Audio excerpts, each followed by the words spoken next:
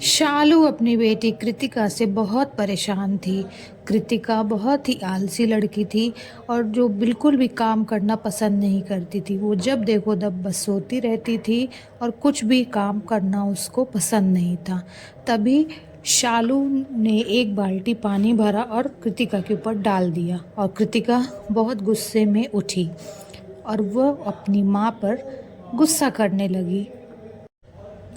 क्या माँ, मैं इतनी अच्छी नींद सो रही थी, इतने प्यारे प्यारे मीठे मीठे सपने देख रही थी और आपने नाहक ही मुझे उठा दिया। माँ ने कहा, कृतिका तुम अब बड़ी हो गई हो, अब समझदार हो गई हो, इतनी देर तक सोना अच्छी बात नहीं है। टाइम से उठो, अपनी पढ़ाई करो और कुछ मेरे काम में मदद भी करवाओ। इतने में कृतिका नाराज़ होने लगी। माँ, आपको तो जब देखो तब काम काम काम। हाँ बेटा कृतिका, अब तुम बड़ी हो गई हो, समझदार हो गई हो, तुम्हें घर के काम आने चाहिए। कुछ सालों में तुम्हारी शादी होने वाली है और शादी होने के बाद तुमको नहीं पता घर में कितनी जिम्मेदारियां निभानी होती हैं। माँ, मुझे कुछ दिन तो आप चैन से रहने दो। क्यों इतना आप ससुराल ससुराल काम काम करती हो? मैं सीख जाऊंगी माँ, मुझे सब बनता है। ठीक है कृतिका, समझाना मेरा काम था और आगे तुम्हारी मर्जी। ऐसे ही कुछ दिन बीतते गए और दिन बीतने के साथ साथ एक दिन शालू की तबीयत खराब हो गई। शालू ने अपनी बेटी से कहा, बेटा मैं आज खाना नहीं बना पाऊंगी, क्या तुम आज खाना बना लोगी? कृतिका ने कहा, माँ आप तो जानती हैं मुझे तो खाना बनाना आता नहीं। हम ऐसा करते हैं, हम बाहर से कुछ मंगा लेते हैं और आप आराम करो।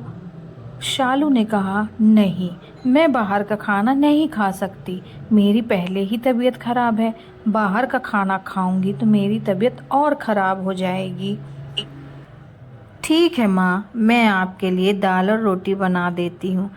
और फिर कृतिका चली गई किचन में। उसने किसी तरह दाल और रोटी बनाई और अपनी माँ को लाकर दिया। माँ ने जैसे ही देखा वो हंस पड़ी। कृतिका, ये तुमने कैसी रोटी बनाई है? ऐसी रोटी बनाओगी तो ससुराल वाले कहेंगे माँ ने कुछ भी नहीं सिखाया है। अब तुम बड़ी हो गई हो, कम से कम गोल रोटी बनाना तो सीखो।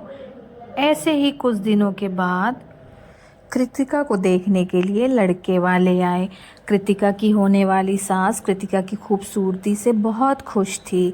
उन्हें तो एक गोरी, सुंदर और खूबसूरत बहू की तलाश थी जो उन्हें मिल गई। लेकिन शालू ने उन्हें साफ साफ बता दिया कि मेरी बेटी कृतिका को कुछ भी काम करना नहीं आता। लेकिन कृतिका की होने वाली सास को कोई फ़र्क नहीं पड़ा, वो बहुत खुश थी। ऐसे ही कृतिका की शादी हो जाती है। अब कृतिका अपने ससुराल पहुंच गई। कृतिका को कुछ भी काम करते नहीं बनता था। जैसे जैसे दिन बीतते गए, कृतिका की सासू माँ को उम्मीदें जागने लगी कि घर में बहू आ गई है, कुछ तो काम करेगी। उन्होंने कहा, कृतिका अब तो तुम्हें थोड़ा बहुत काम करना चाहिए।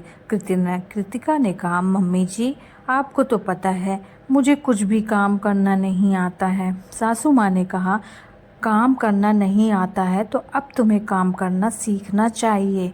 किसी तरह तुम्हें काम करना आना चाहिए।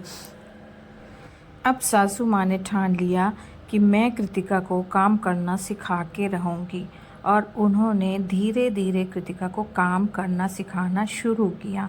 शुरू शुरू में तो कृतिका काम करने से जी चुराती रही, लेकिन धीरे धीरे कृतिका ने काम करना शुरू किया।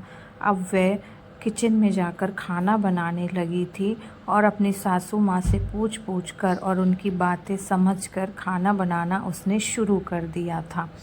अब कृतिका दाल, चावल, सब्जी सब कुछ अच्छे से बना लेती थी, लेकिन अब वो रोटी ठीक से नहीं सेक पा रही थी। एक दिन जब कृतिका और उसके ससुराल वाले खाना खाने बैठे तो कृतिका की सासू माँ ने उसकी बहुत तारीफ़ की। तभी कृतिका के पति ने कहा कि माँ, आप तो कह रही थी मैं इसे खाना बनाना सिखा दूँगी, लेकिन कृतिका तो रोटी अभी भी नहीं बना पा रही है। तब कृतिका की सासू माँ ने कहा कि बेटा, कृतिका बहुत समझदार है, कुछ नाम आते हुए भी उसने इतनी जल्दी इतना सारा काम सीख लिया। वो इतना अच्छा खाना बनाने लगी है, हमें उसकी तारीफ़ करनी चाहिए। और अगर कुछ काम उसको नहीं बनता है तो कोई बात नहीं, वो आगे चल के सीख लेगी।